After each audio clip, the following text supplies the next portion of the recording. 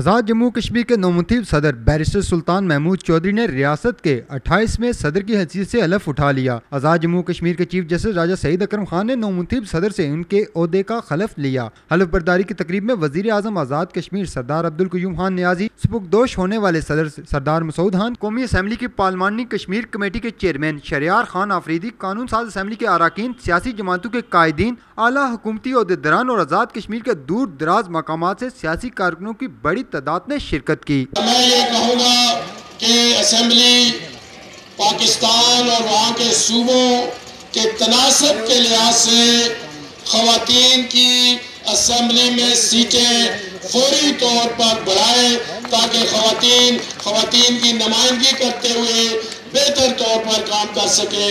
मकबूजा कश्मीर के अवाम को अपनी तोप और तफंग से ज्यादा देर उनके जज्बे हुर्रियत को नहीं दबा सकेगा और मैं इंशाअल्लाह ताला अपनी कोशिशें जारी रखूंगा। मैं आज़ाद कश्मीर का 5 साल वज़ीर आज़म रहा। मैं आज़ाद कश्मीर का 5 साल कायदे इख्तिलाफ रहा और ये अल्लाह ताला की ख़ुसूसी अनायत है। आप लोगों की एक मुझसे मोहब्बत है और कहते हैं हुकूमत होना भी बड़ी बात है, लेकिन लोगों के दिलों पर हुकूमत करना